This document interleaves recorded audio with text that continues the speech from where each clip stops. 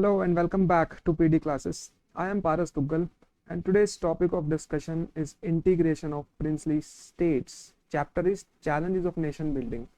First two topics बच्चे हम complete कर चुके हैं, दैट इज चैलेंजेस क्या थे और पार्टीशन रिलेटेड इंसिडेंट्स हम समझ चुके हैं। उसके बाद एक सब टॉपिक किया था, ठीक है, वो एक one box is there in your NCERT regarding Mahatma Gandhi sacrifice that we did. ठीक है, अब हम शुरू कर रहे हैं integration of princely states which is your third topic.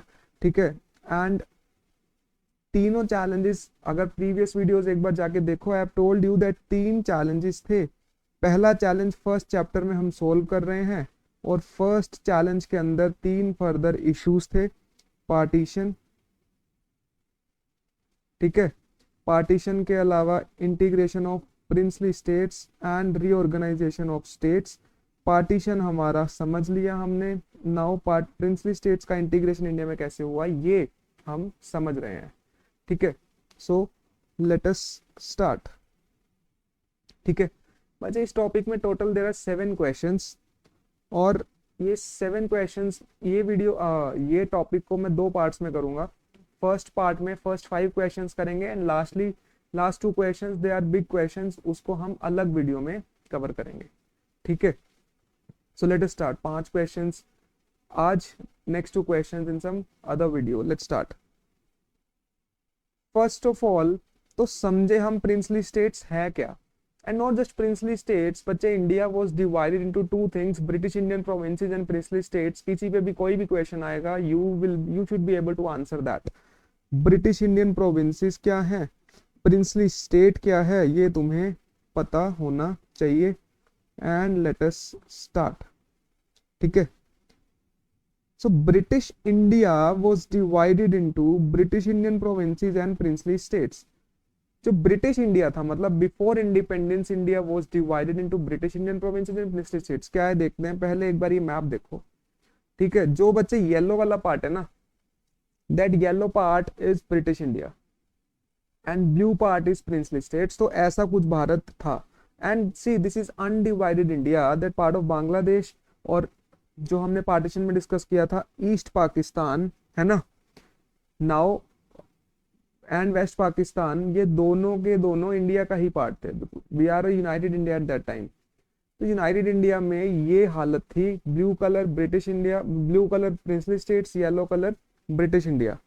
ठीक है, ब्रिटिश इंडिया का सीधा सीधा मतलब है जो डायरेक्टली ब्रिटिशर्स के अंडर थे। ठीक है, ब्रिटिश की प्रेसिडेंसी थी, ब्रिटिश के यहाँ पे गवर्नर हुआ करते थे और ओवरऑल एक गवर्नर जनरल हुआ करता था, वाइसरॉय हुआ करता था लेटर ऑन। ठीक है, सो दिस इज इट। वो चले गए तो ये हिस्सा हमारे पास आ गया, बात खत्म, सीधी सी बात है। प्रिंसली स्टेट्स के साथ क्या इशू था वो हम समझेंगे। ठीक है, once just see that this was British India divided into,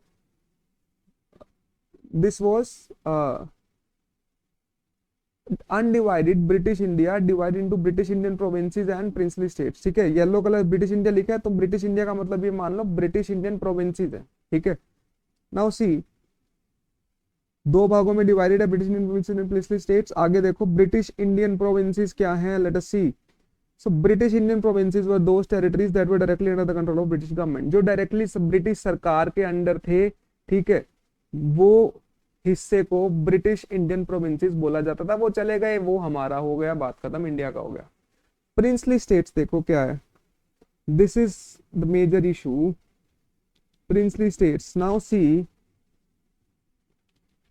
there were several large and small states ruled by princes which were called as princely states। अच्छा, बहुत सारे स्टेट्स थे जो ब्रिटिश के डायरेक्ट कंट्रोल में नहीं थे, इनडायरेक्ट कंट्रोल में थे। कैसे थे हम देखते हैं, और उनको प्रिंसली स्टेट्स बोला जाता था और वहां पे एक राजा हुआ करता था। ठीक है, इंडिया का ही राजा। Now they enjoyed some form of control over their internal affairs as long as they accepted British supremacy which was called as paramountcy or suzerainty of British crown। Now see, let's say ये एक British Indian एक princely state है इन undivided India. ठीक है, example के तौर पे हैदराबाद को ले लेते हैं, this is Hyderabad let's say. अब यहाँ पे कौन है, कोई प्रिंस होगा या किंग होगा जो रूल कर रहा है। अगर एक नॉर्मल ब्रिटिश इंडियन प्रोविंस की बात करें, Madras presidency, Bombay presidency, Calcutta presidency, तो ये directly under the control of British government थे। मगर यहाँ पे हैदराबाद क्योंकि एक प्रिंसली स्टेट था, ये इनको क्या था, बच्चे कुछ ऑटोनमी दी गई थी। ऑटोनमी क्या होता है? ऑटोनमी लेट्स से एक्स्ट्रा पावर्स दी गई थी। अगर आसान भाषा में समझना है तो कुछ एक्स्ट्रा पावर्स प्रिंसली स्टेट्स को दी गई थी, but on a condition. Condition ये थी कि तुम्हें सुप्रीमेसी, मतलब तुम्हें मानना पड़ेगा कि हाँ सुप्रीम पावर जो हमारे ऊपर है वो ब्रिटिश क्राउन है। मतलब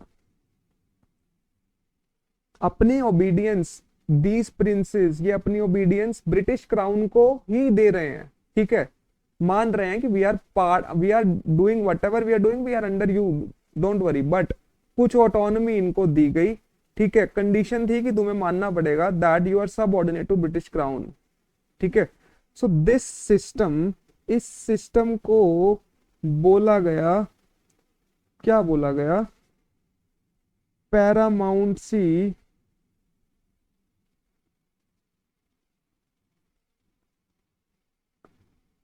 इस सिस्टम को बोला गया पैरामाउंटसी ऑफ ब्रिटिश क्राउन। और इस पैरामाउंटसी को सुजरेनिटी भी बोला गया।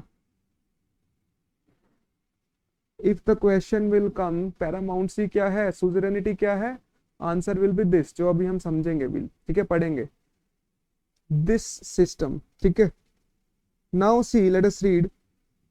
There were several large and small states ruled by princely states, ठीक है, which were called as princely states. They enjoyed some form of control over their internal affairs. कुछ internal affairs का उनके पास कंट्रोल है, मगर उनको एक्सेप्ट करना पड़ेगा ब्रिटिश सुप्रीमेसी को, जिसको पैरामाउंटसी बोला गया या suzerainty of British crown. And there were as many as 565 princely states. Just imagine 565 princely states within India. ठीक है, and princely states covered 1/3 of the land area of the British Indian Empire, and 1 out of 4 Indians lived under princely states. 1/3 of the land area, मतलब पूरे India में अगर 100%, पूरे India को अगर 100% land मान लिया जाए तो 1/3, 33% ऑफ द लैंड, ठीक है, and is under princely states, and 1 out of 4 people lived under princely state, lived in a princely state। इसका मतलब अगर 100% पॉपुलेशन है तो total 25% of the people of India were living in the princely states, and they covered 33% of India's land. ठीक है, this is it. This was about the princely states and British Indian provinces.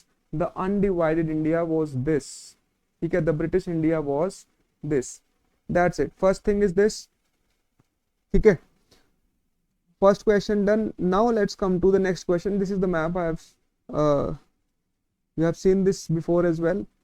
Next is problem क्या है? Problem देखो क्या, ठीक है, princely states के साथ ऐसा सिस्टम बनाया हुआ पैरामाउंटसी सुजरेनिटी, दिक्कत क्या है?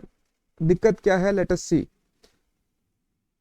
First of all see, just before independence it was announced by British that with the end of their rule over India, paramountcy of British crown of princely states would also lapse।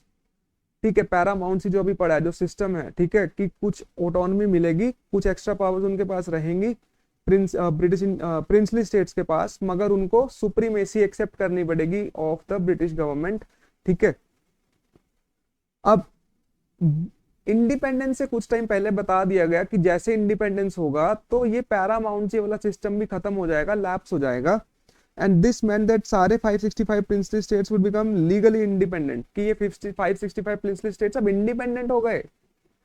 ठीक है, और इनको 3 options दे दिए गए। क्या 3 options दे दिए गए? They were free to join India and became part its integral part, कि या तो इंडिया को ज्वाइन कर लो या पाकिस्तान को, या फिर इंडिपेंडेंट भी रह सकते हो।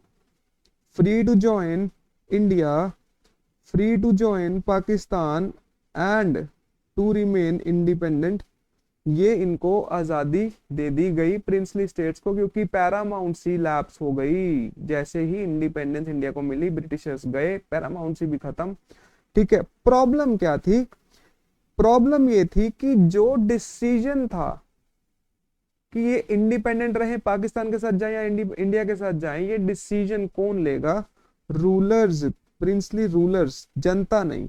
So the decision was left not to the people but to the princely rulers of these states, and this was a serious problem and could threaten the very existence of United India because many rulers decided to remain independent, and there was a real possibility that India would get further divided into a number of small countries. Now just imagine, ठीक है, सी पहली problem तो कि ये किनको दे दी गई freedom, कि क्या चूज करना है, ये दे दी गई प्रिंसेस को, ठीक है, जनता नहीं चुनेगी. दूसरी बात, ये बोल दिया गया कि जनता का इसमें कोई रोल नहीं है.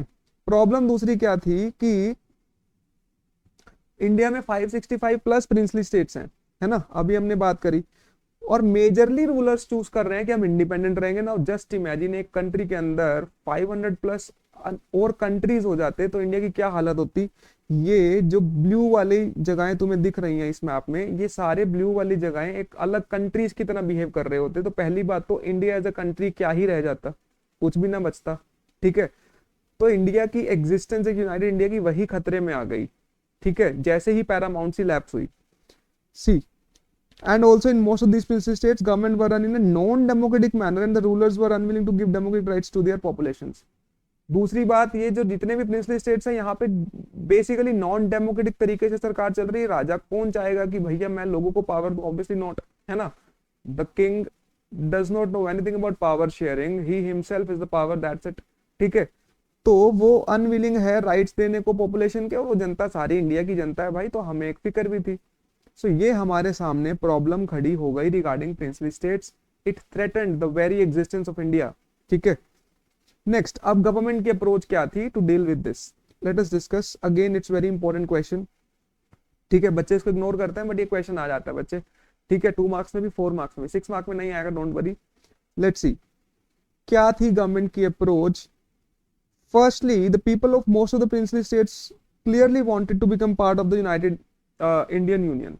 तो इंडिया के जो लोग थे या इंडिया के लीडर्स थे, वो राजाओं के पास गए और उनको बोला कि बेटा देखो, तुम्हारे खुद की प्रिंसली स्टेट्स की जनता ही नहीं चाहती है कि तुम एक इंडिपेंडेंट कंट्री बनो या पाकिस्तान के साथ जाओ, ठीक है. तो वो इंडिया के साथ जाना चाहते हैं ज्यादातर लोग, सो प्लीज उनकी सुनो. This was first India's first consideration. Secondly, the government was prepared to be flexible in giving autonomy to some regions. The idea was to accommodate plurality and adopt a flexible approach in dealing with the demands of the region. Now ये ध्यान से समझो, Indian government was very flexible eight that time. Flexible किस sense में? Autonomy देने में. ध्यान से सुनो, घर पे अगर एक बच्चा थोड़ा सा लड़ाई करने लगे कि मम्मी मेरी बात तो सुनी नहीं जाती, ठीक है, मैं आज से जा रहा हूँ, मैं घर से बाहर जा रहा हूँ, मैं तो स्टेशन पर रहूंगा, ठीक है. तो घर पे मम्मी पापा क्या बोलेंगे? बेटा कहाँ रहेगा? बोलेगा मैं जहां मर्जी रहूंगा, मुझे बाहर जाना है, बस मेरी यहाँ पे घर पे नहीं सुनी जाती है, ठीक है. वो बोलेगा मुझे इंडिपेंडेंट होना है. अब क्या करेंगे मम्मी पापा? क्या करेंगे बेटा? पूछेंगे क्या चाहिए बेटा? ये चाहिए, ठीक है, दे देंगे. फोन चाहिए, फोन दे देते हैं. फोन में क्या करेंगे? ऐसे लॉक्स लगा देंगे कि उसको लगे कि उसके पास फोन आ भी गया है ना, और उसके पास एक्चुअली में कुछ आया भी नहीं है, ठीक है. तो बेसिकली कुछ ऐसी टॉफी दे देना कि उसको लगे कि हाँ मुझे बहुत कुछ मिल भी गया और उसको मिले भी कुछ ना, ठीक है. बट एटलीस्ट उसकी वजह से वो साथ तो रहेगा, यूनाइटेड तो रहेगा, बच्चा घर पे तो रहेगा, है ना. अगर उसको कुछ चीज दे देंगे, थोड़ा सा मोल्ड करके दे देंगे. यही चीज इंडियन गवर्नमेंट ने बोली, किंग्स को जाके बोला कि बेटा टेंशन क्यों ले रहे हो, फ्लेक्सिबल हैं हम, तुम्हें ऑटोनॉमी देंगे, ठीक है. ऑटोनॉमी मतलब कुछ एक्स्ट्रा पावर्स देंगे, टेंशन मत लो, ठीक है. तो उस एक्स्ट्रा पावर्स, और ऐसा एक्स्ट्रा एक अगर एक्स्ट्रा पावर की बात करें, so this example of this is article 370 जो हमने कश्मीर को दिया, बट उससे Kashmir at least part of India तो बन गया ना. So article 370 was there that united Kashmir with India, ठीक है. But now rightly it was of no use and hence it is abrogated, ठीक है. So good, this was second part of government's approach. And thirdly, partition brought into focus the contest over demarcation of territory, hence integration and consolidation of territorial boundaries of nation assumed supreme importance. अब मुझे एक बात बताओ भाई, India को जब independence मिली तो partition भी हुआ. अब पार्टीशन हुआ है तो इंडिया और पाकिस्तान में डिवीजन हो गया, तो इंडिया पाकिस्तान के बॉर्डर्स भी तो बनाने हैं. और कुछ प्रिंसली स्टेट्स ऐसे हैं जो आधे इंडिया में आधे पाकिस्तान में है। सी दिस राजपूताना, अजमेर मेवाड़, है ना, this Jammu Kashmir as well to some extent. ठीक है, तो इसीलिए इंडिया के लिए बहुत सुप्रीम इंपॉर्टेंस का ये काम था कि यार जल्दी से जल्दी प्रिंसली स्टेट्स को कन्विंस किया जाए कि इंडिया के साथ तुम जुड़ो, क्योंकि बॉर्डर्स डिमार्केट करने हैं इंडिया और पाकिस्तान के, तो समझ तो आए कि कौन सा प्रिंसली स्टेट कहाँ जाना चाहता है या क्या सीन है। ठीक है, दिस इज इट। ये तीन चीजें गवर्नमेंट की अप्रोच थी। ठीक है, फर्स्टली हमने उनको जाके बोला कि उसको कि भाई तुम्हारी जनता खुद ही इंडिया के साथ जाना चाहती है, ज्यादातर लोग इंडिया में आना चाहते हैं, तो उनकी बात सुनो।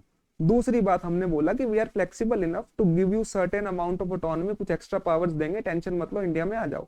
थर्डली हमने ये पता था कि यार बॉर्डर्स डिमार्केट करने हैं, क्योंकि पार्टीशन हुआ है, तो ये बहुत इंपॉर्टेंट काम है कि प्रिंसली स्टेट्स का डिसीजन फटाफट से बनवाना पड़ेगा। That's it. अब ये सारे काम को करने के लिए एक आदमी का बहुत इंपॉर्टेंट रोल रहा, एंड दैट पर्सन वो सरदार पटेल। ठीक है, the iron man of India. We will discuss about this. Sardar Patel ji का इंटीग्रेशन ऑफ प्रिंसली स्टेट्स में क्या रोल था, one of the most important questions of this chapter, very very important. ठीक है, let us start. So Sardar Patel was the first deputy prime minister. What is deputy prime minister? Prime minister, obviously we know that at that time it was Nehru ji. Deputy prime minister क्या होते हैं? Vice prime minister. ठीक है, and at the same time home minister. अब usually नहीं होता है deputy prime minister का पोजीशन। ठीक है, डेप्यूटी प्राइम मिनिस्टर यूजुअली तब बनाया जाता है जब दो प्राइम मिनिस्टर के बीच में थोड़ा सा विवाद हो कि कौन प्राइम मिनिस्टर बनेगा, तो to settle that this position sometimes is created. ठीक है, बहुत बार इंडिया के इतिहास में नहीं हुआ है, बहुत कम टाइम डेप्यूटी प्राइम मिनिस्टर्स बने हैं। उसके साथ साथ ये होम मिनिस्टर थे पहले, जो करंटली अभी अमित शाह जी हैं, उस समय कौन थे? Sardar Patel. And he played a very important role in the integration of princely states with the Indian union. उनका बहुत ज्यादा भागीदारी रही है इंडिया में प्रिंसली स्टेट्स को इंटीग्रेट करवाने के लिए। ठीक है, कैसे? लेट अस सी। पहली बात तो इंडिया 565 प्रिंसली स्टेट्स में बटा हुआ था इंडिपेंडेंस के टाइम पे, और उनको इंटीग्रेट करना इंडिया में एक बहुत कॉम्प्लिकेटेड टास्क था। It was a very complicated task. अगर सिर्फ ओडिशा की बात करें, जो आज का ओडिशा है, उस समय सिर्फ ओडिशा में 26 स्मॉल प्रिंसली स्टेट्स थे, 26 स्मॉल प्रिंसली स्टेट्स।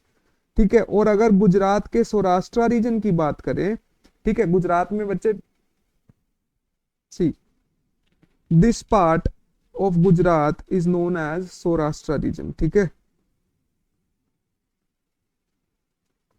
तो गुजरात की अगर सौराष्ट्र रीजन की बात करते हैं, उस रीजन में ही 14 तो बिग प्रिंसली स्टेट्स थे, 119 स्मॉल प्रिंसली स्टेट्स थे। जस्ट इमेजिन, तभी 565 प्लस प्रिंसली स्टेट्स थे पूरे इंडिया में।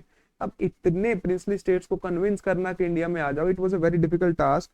एंड सरदार पटेल ने अब स्किलफुली परसुएड किया सारे प्रिंसली स्टेट्स को कि इंडिया ज्वाइन कर लो। कैसे किया? सरदार पटेल को पहली बात तो पता थी कि अगर एक स्ट्रॉन्ग नेशन बनाना है, एस्टेब्लिश करना है, तो प्रिंसली स्टेट्स को तो इंडिया में इंटीग्रेट करना ही पड़ेगा, otherwise it's very difficult to make India strong nation. इसके लिए Sardar Patel used diplomatic tactics. Diplomatic tactics क्या होता है? ऐसी बात बोल देनी उसको लगे कि हाँ ये हमारे बारे में सोच भी रहे हैं, बट उसमें अपना भी फायदा हो। ठीक है, सामने वाले को लगे नहीं यार मेरे फायदे की भी बात हो रही है ना, और ऐसे उसको कन्विंस कर लिया जाए। और ये डिप्लोमेटिक टैक्टिक्स में एक तरीका क्या था? Instrument of accession. ठीक है, इंस्ट्रूमेंट ऑफ एक्सेशन क्या है, उस पर पूरा क्वेश्चन है, नेक्स्ट हम डिस्कस करेंगे। बेसिकली एक डॉक्यूमेंट है जो साइन करते ही सामने वाला इंडिया का पार्ट बन जाएगा। ठीक है, and majority of princely states accepted this and became part of India. Obviously हमें पता है कि आज बहुत सारे, अब सारे मेजरली प्रिंसली स्टेट्स इंडिया का पार्ट बन गए, तो obviously instrument of accession sign करके ही बने हैं। और इस काम में उनके सेक्रेटरी वीपी मेनन जी ने भी उनका बहुत साथ दिया, and he also played exceptional role in the integration of princely states into union of India. अब क्वेश्चन अगर आएगा, who was the secretary of Sardar Patel during और after independence? Answer will be BP Menon. ठीक है, BP Menon also played a great role with Sardar Patel in integrating princely states to the Indian union. ठीक है, who was the first home minister? Obviously Sardar Patel. Who was the first deputy prime minister? Obviously Sardar Patel. ठीक है,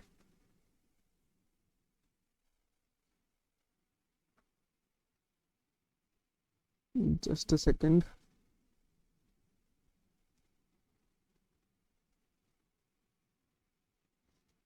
चलो, अच्छा, because he united various princely states to India, that is why he has been dedicated by the Statue of Unity. Please understand this. Statue of Unity के बारे में सबने सुना है ना, गुजरात में। That is why Statue of Unity बनाया, क्योंकि उन्होंने यूनाइट करवाया इंडिया को, प्रिंसली स्टेट्स को इंडिया के साथ जोड़ा, otherwise India as united India की एग्जिस्टेंस ही थ्रेट में आ जाती, खतरे में आ जाती। ठीक है, so rightly regarded by this statue, that is statue of unity. That's it, very important question, please keep this in mind. Let's go to next question. Now, what is instrument of accession and which states were reluctant to sign the instrument of accession? Instrument of accession क्या है और कौन से ऐसे states थे जो थोड़े से हिचकिचा रहे थे, डर रहे थे या फिर हेजिटेट कर रहे थे, रिलक्टेंट थे टू ज्वाइन या to sign the instrument of accession to become part of Indian union. ठीक है, let us see. Instrument of accession भी 2 मार्क्स में बहुत बार आया, तो इसको भी बच्चे इंपॉर्टेंट मार्क कर लो, वेरी इंपॉर्टेंट। ठीक है, now let us see what is instrument of accession. The rulers of most of the princely states signed a document called instrument of accession which meant that the princely states agreed to become part of the union of India. ये document sign करके princely states India का part बन गए थे। ठीक है, उस document को इंस्ट्रूमेंट ऑफ एक्सेशन बोलते हैं। ठीक है, अब बच्चे एक चीज तुमने याद रखनी है। ठीक है, यूजुअली जूनागढ़, कश्मीर, हैदराबाद, मणिपुर तो सारे बच्चे याद रखते हैं ना, the states were reluctant to join India, मगर 2 चीजों को भूल जाते हैं, ट्रेवनकोर एंड भोपाल। इनको भी थोड़ा सा ध्यान दो, क्योंकि हो सकता है नेक्स्ट ईयर एमसीक्यू यहां से आ जाए। ठीक है, now see, there were various states that were reluctant to be part of India which included Travancore. ठीक है, and one is Travancore and second is Bhopal. ठीक है, ट्रेवनकोर के देखो क्या लिखा हुआ है साथ में, फर्स्ट टू डिमांड इंडिपेंडेंस। सो अगर क्वेश्चन आएगा एमसीक्यू में, which princely state was the first to demand independence, answer will be Travancore. ठीक है, वहां पे परेशान नहीं हो जाने कहां से क्वेश्चन आ गया, it's there in NCERT only. ठीक है, बट इस पे फोकस नहीं करते बच्चे। एंड नेक्स्ट इज भोपाल का अगर नवाब की बात करें तो he was averse to join constituent assembly, मतलब जब नया कॉन्स्टिट्यूशन बन रहा था इंडिया के लिए तो नवाब ऑफ भोपाल थोड़ा सा हेजिटेट कर रहा था टू ज्वाइन कॉन्स्टिट्यूएंट असेंबली। ठीक है, वो नहीं चाहता था कि कॉन्स्टिट्यूएंट असेंबली को ज्वाइन किया जाए। तो अगर क्वेश्चन आएगा कि कौन सा प्रिंसली स्टेट नहीं चाहता था कॉन्स्टिट्यूएंट असेंबली को ज्वाइन करना एमसीक्यू में, answer will be Bhopal. Nawab of Bhopal was averse to join constituent assembly. Travancore का मैंने बताया, it was first to demand independence. ठीक है, but gradually this became part of India. Great, gradually India का पार्ट बन गए तुमने, मगर ये बात याद रखनी है। Apart from this, accession of the following princely states proved more difficult then the rest. अब किन प्रिंसली स्टेट्स का सबसे मुश्किल था इंडिया में एक्सीड करना, ये 4 हैं। ठीक है, और इन 4 में से भी 2 का तो हम स्पेशली डिस्कस करेंगे, Hyderabad and Manipur, in the next video I have told you, because these 2 are very important. इन पे पर्सनली इंडिविजुअली क्वेश्चन आता है। सबसे पहले let's talk about Junagadh. Junagadh का इशू रिजोल्व हो गया after plebiscite confirm people's desire to join India. Plebiscite होता है बेसिकली, तुमने सिर्फ इतना समझना है, लोगों से पूछा गया कि तुम क्या चाहते हो, लोगों ने बोला कि हाँ हम इंडिया ज्वाइन करना चाहते हैं, दैट्स इट, जूनागढ़ इंडिया का पार्ट बन गया। ठीक है, दैट्स इट। अच्छा, अगर जूनागढ़ का तुम्हें एक बेसिक एक इंटरेस्टिंग फैक्ट बताऊं, अभी साउथ एशिया वाला चैप्टर पढ़ेंगे वर्ड पॉलिटिक्स में, उसमें तुम एक आदमी के बारे में हम बात करेंगे, बेनजीर भुट्टो। ठीक है, तो Benazir Bhutto, Zulfikar Ali, Benazir Bhutto was the daughter of Zulfikar Ali Bhutto. हम जिसके बारे में मेजरली बात करेंगे जुल्फिकार अली भुट्टो, और जुल्फिकार अली भुट्टो जी के फादर या फिर उनके खुद या मेजरली उस फैमिली से, उस फैमिली के लोग रूल करते थे जूनागढ़ पे। सो जूनागढ़ का जो प्रिंसली स्टेट था वो भुट्टो फैमिली का हुआ करता था। ठीक है, सो रिमेंबर दिस। मगर ये इशू सोल्व हो गया अल्टीमेटली फ्रॉम अ प्लेबिसाइट, लोगों से पूछ लिया गया, लोगों ने बोला कि इंडिया में जाना, Junagadh became part of India ultimately. ठीक है, कश्मीर पे तो बच्चे पूरी पॉलिटिकल साइंस में अभी आगे क्वेश्चन आते ही रहेंगे कि कश्मीर इंडिया का पार्ट कैसे बना। अभी के लिए इतना समझ लो कि महाराजा हरि सिंह ने इंस्ट्रूमेंट ऑफ एक्सेशन साइन कर लिया after Pakistan आर्मीज invasion and attack on Kashmir. Pakistan की आर्मी कश्मीर पे अटैक कर दिया जस्ट आफ्टर इंडिपेंडेंस। अब राजा के पास तो कोई आर्मी, इतनी बड़ी आर्मी तो नहीं थी कि वो उनसे लड़ पाए। ठीक है, तो इंडियन गवर्नमेंट ने पाकिस्तान को कश्मीर के राजा को बोला कि we will help you, don't worry, but on a condition please sign this instrument of accession. ठीक है, और उस इंस्ट्रूमेंट ऑफ एक्सेशन में आर्टिकल 370 भी लिखा था, कुछ चीजें हमने उनकी मान ली, कुछ चीजें उन्होंने हमारी मान ली। This is how Kashmir became part of India, that's it. Majorly Hyderabad और मणिपुर कैसे हुआ ये हम प्रॉपरली नेक्स्ट 2 क्वेश्चंस में डिस्कस करेंगे, मगर इसके लिए स्पेशली एक अलग वीडियो में बनाऊंगा। ठीक है, so this was it, these were the 5 questions of this integration of princely states part 1। ठीक है, 2 क्वेश्चंस आर लेफ्ट, हैदराबाद और मणिपुर कैसे इंडिया का पार्ट बने। So it's time for a quick revision, let's start. First question हमने क्या किया था, what were British Indian provinces जो डायरेक्टली ब्रिटिशर्स के रूल में थे और अल्टीमेटली इंडिया का पार्ट बन गए, बात खत्म। ठीक है, प्रिंसली स्टेट्स क्या थे, जिनको पैरामाउंट्स या सुजरेनिटी दी गई थी, मतलब कुछ एक्स्ट्रा पावर दी गए थे, कुछ ऑटोनॉमी दी गई थी, है ना, और उस सिस्टम को बोलते थे पैरामाउंट्स या सुजरेनिटी ऑफ ब्रिटिश क्राउन। ठीक है, और प्रिंसली स्टेट्स के साथ प्रॉब्लम क्या थी, पहली बात तो 565 प्लस प्रिंसली स्टेट्स थे। ठीक है, प्लस ये डिसीजन किसको दिया गया कि इंडिया ज्वाइन करना है, पाकिस्तान ज्वाइन करना है या फिर इंडिपेंडेंट रहना है, ये डिसीजन कौन लेगा, वहां के किंग लेंगे या फिर प्रिंस लेगा, बात खत्म। ठीक है, और ये अगर ऐसा हो जाता, अगर ये इंडिपेंडेंट बन जाते मेजरली प्रिंसली स्टेट्स, तो इंडिया की हालत क्या हो जाती, इंडिया की एग्जिस्टेंस ही थ्रेट में आ जाती।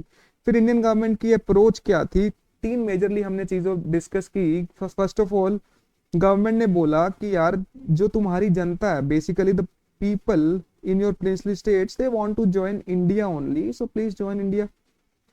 सेकेंडली इंडियन गवर्नमेंट ने बोला कि don't worry, we are flexible enough to give you autonomy, some extra powers, जिसका एग्जांपल आर्टिकल 370, तो कम टू इंडिया, है ना, थोड़ा उनको टॉफी दिया कि इंडिया के पास आ जाओ। ठीक है, एंड लास्टली इंडिया के लिए बहुत इंपॉर्टेंट था ये question, it was of supreme importance, और उसका एक कारण ये भी था क्योंकि पार्टीशन होना है तो डिमार्केशन ऑफ बॉर्डर्स भी करना है, बॉर्डर्स को डिमार्केट करना है, तो ये इश्यू को इंडियन गवर्नमेंट ने बहुत सुप्रीम इंपॉर्टेंस समझ के सॉल्व किया। ठीक है, और इसमें मेजरली एक रोल प्ले किया किसने, सरदार पटेल जी ने। ठीक है, सरदार पटेल कौन थे, first deputy prime minister and home minister. ठीक है, उसके अलावा उन्होंने बहुत डिप्लोमेटिक टैक्टिक्स अपनाए, उनको पता था कि अगर इंडिया को एक स्ट्रॉन्ग नेशन बनाना है तो इंडिया को यूनाइटेड होना ही पड़ेगा। ठीक है, डिप्लोमेटिक टैक्टिक्स में उन्होंने इंस्ट्रूमेंट ऑफ एक्सेशन का यूज किया।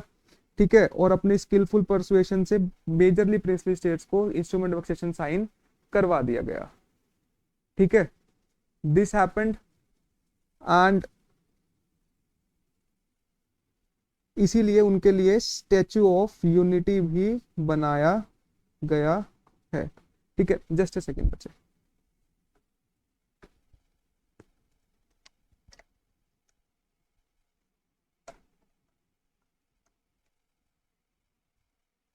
ठीक है, that's it. Then instrument of accession क्या था, ये वो डॉक्यूमेंट है जो साइन करके मेजरली प्रिंसली स्टेट इंडिया का पार्ट बन गए।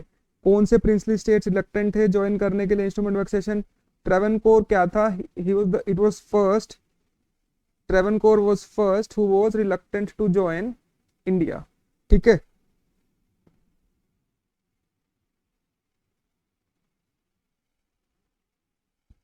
Just a second.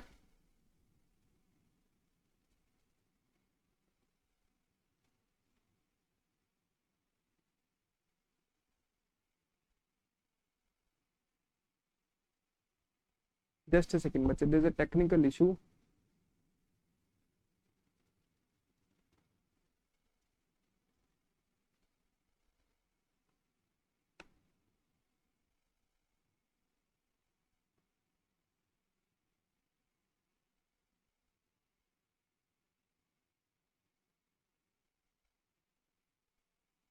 ठीक है, the screen is not working, just listen to me. Instrument of accession और कौन से थे स्टेट्स जो रिलक्टेंट थे इंस्ट्रूमेंट ऑफ एक्सेशन साइन करने के लिए, ट्रेवनकोर, नवाब ऑफ भोपाल। ट्रेवनकोर तो बच्चे वाज फर्स्ट जो इंडिपेंडेंस की डिमांड की थी, और नवाब ऑफ भोपाल, भोपाल ये एवर्स था to join constituent assembly, constitution बन रहा है, बोला मैं पार्टिसिपेट नहीं करूंगा, मुझे नहीं बनाना है, ठीक है। और उसके अलावा जूनागढ़, कश्मीर, हैदराबाद और मणिपुर, जूनागढ़, कश्मीर, हैदराबाद एंड मणिपुर, ये सब लोग नहीं ज्वाइन करना चाहते थे और इनका एक्सेशन बहुत डिफिकल्ट था, बाकी प्रिंसली स्टेट्स थे। जूनागढ़ में तो प्लेबिसाइट हो गया और ये इंडिया का पार्ट बन गया। कश्मीर कैसे बना? Kashmir instrument of accession sign कर लिया वहां के महाराजा हरि सिंह ने, क्योंकि पाकिस्तान आर्मी ने वहां पे इन्वेड कर दिया था। अल्टीमेटली इंडिया में उन्होंने इंडिया के साथ इंस्ट्रूमेंट ऑफ एक्सेशन साइन कर लिया, कंडीशन कि इंडिया विल हेल्प देम, ठीक है। हैदराबाद और मणिपुर का हम नेक्स्ट वीडियो में बात करेंगे। So this was all about integration of princely states in India. Manipur and Hyderabad will discuss in next video. That's it. If there is any doubt, ask me in the comment section. If you want to join live classes, you can again ask me in the comment section. And if you want notes of these videos, ठीक है, तो again tell me in the comment section. I will provide you with the notes. That's it. Keep studying. Thank you so much for this video.